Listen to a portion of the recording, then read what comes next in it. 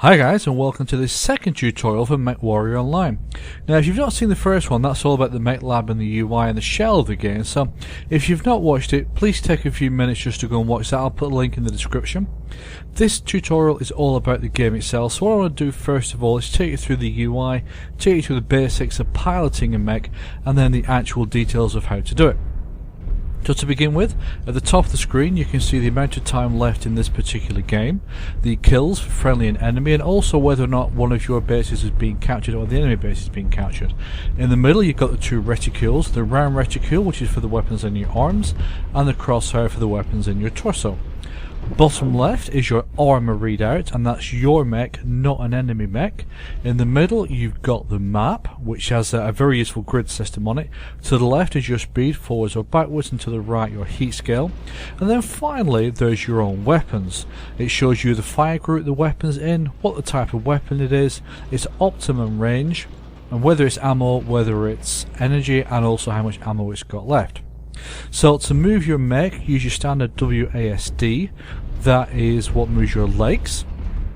To move your torso, you use the mouse. Very simple, very straightforward. And when you're moving the mouse, you're moving the round reticule. If you want to set up the fire groups for your weapons, use the arrow keys on your keyboard to move left, right, up and down, as you can see I'm doing that now. And use the right control to be able to toggle a weapon on and off for a particular fire group. Fire group 1, which as you can see I've got two medium lasers in there now, that's fired by mouse button 1, fire group 2, mouse button 2, etc, etc, etc. Also, if you want to zoom in, use the middle mouse button. Standard mech comes with a zoom of up to 3 times, and you can also purchase an upgrade that takes it up to 4 times and gives you a little picture-in-picture. Now if you want to target an enemy mech, press R, and that will bring out up the display on the top right that you can see. So there's an enemy atlas which has been targeted. You can see the amount of damage its armor is taking on the top right, and you can also see the weaponry it's carrying on the top right as well, which is very, very useful. As you can see there, I've zoomed in using my middle mouse button. Now the mech I'm using at the moment is a Hunchback.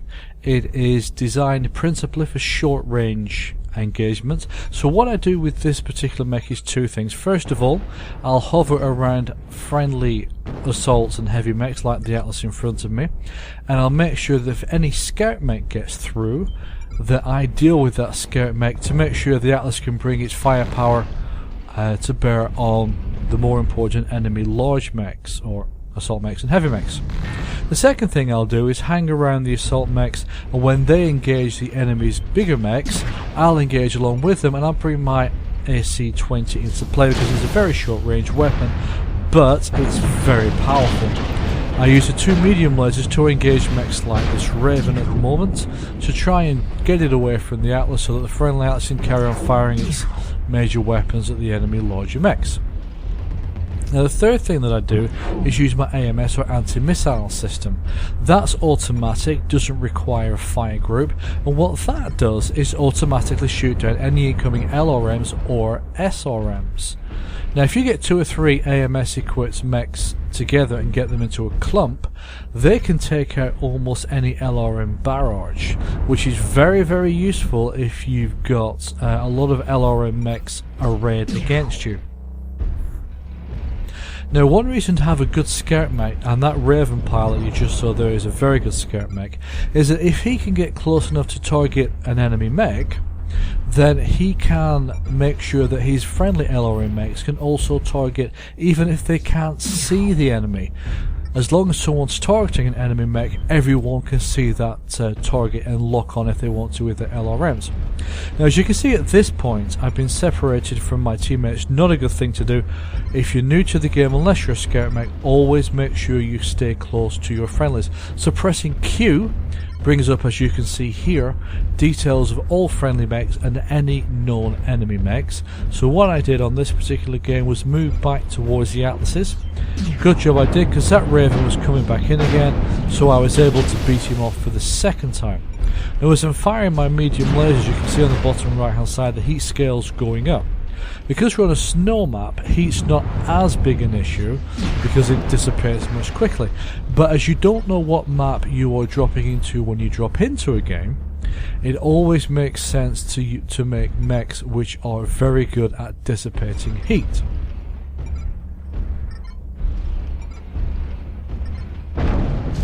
As you can see, that Raven's coming back yet again. He's actually hit my rear armour.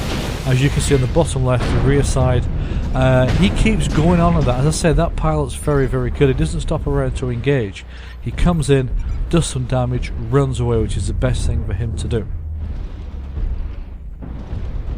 As you can see on the central map, it's got a very useful grid system, which is great if you are working with your team to be able to call out the positions of enemy mechs even if they're not targeted. Now, as you can see here, our atlases have started to engage their heavy mechs. It brings them within range of my medium lenses, but also more importantly my AC-20. Now, I'm playing from Spain on a server in the US, and there is a finite amount of travel time for ammo based weapons, so hitting something like that Raven with an AC-20 is very tough. But hitting a slow-moving big mech like an Atlas with an AC-20 is relatively easy. And as you can see, there are 2 direct hits on that Atlas, and he's fired so many weapons he's shut himself down, which gave me a free shot there. Also meant a quick circle of death with him, which I wanted to get out of as quickly as possible because circle of death with a bigger mech is not normally an intelligent thing. But that allowed me to get in behind him. As you can see in a second, I'll fire my AC-20. There it goes, and I get the kill. And that's really what the AC-20 is there for, hitting large slow moving mechs like that. And you can see that Raven's back yet again. Now at this point it's 6-1 to us. There's 2 ways of winning the game of MechWarrior Online at the moment. The first is kill all the enemy mechs, but the second is to capture their base. Now, there's 8 mechs on their side, there's that Raven there, we've not seen their 8th mech yet, so it's fair to assume that he is currently shut down at their base. And you can see on the compass, which is showing below where it shows critical damage, their base is that red, basically 6-pointed star, if you will, that shows on when I'm pointing towards the west. One useful thing about that particular compass as well is that it always shows you where your arms are pointed and where your legs are pointed in case you get a little bit confused, and it shows the same thing on the bottom as well.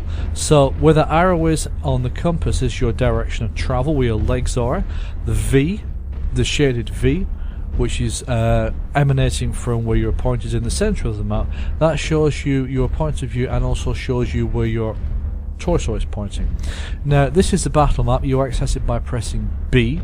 You can take control a little bit like command in Battlefield 2 2142. However, I've not really seen anyone use that, but in the future when it becomes 12v12s rather than 8v8, which is what it is at the moment, that hopefully will be something that's used. Another useful tool, free look, which is left control and then mouse, what I'm doing right now. That is much quicker than moving your torso. Also, one other thing I'd like to point out, which is the 2 reticules, something else that some people get a bit confused about. The round reticule is the weapons, or are the weapons on your arms. So if you look to the bottom right, you'll see the 2 medium lasers have got the circle next to them. So that shows that the medium lasers are on the arms. Arm-mounted weapons move faster, and what you're actually moving when you move your mouse is the round reticule. The square, rather not square, the crosshair reticule follows it. And I've got my AC-20 located in my torso, which is why that's on the crosshair reticule. And you'll see that's slower moving and doesn't have quite the amount of movement that the arm reticule has and the arm-mounted weapons have. Now this catapult, the pilot of it, has decided to come back towards the far end of the game, which is why he's on his own. When you are playing MechWarrior Online, you get the most points for capturing the base rather than killing all the enemy mechs. However, that also means that if you want to, you can simply rip them apart, destroy their components, get the extra points while still capturing. And behind me, I'm out of the capture zone at the moment. You'll see the capture zone on the ground in a minute. You'll just see that shaded area there. That's the capture zone. So a couple of friends have been in there, captured the and capture the base, and we've won. So that's that quick tutorial. I'd love your feedback on Facebook, Twitter, my site or YouTube. In the meantime, thanks a bunch for watching. Hope very much you enjoy the game, hope you enjoy your gaming, and take care.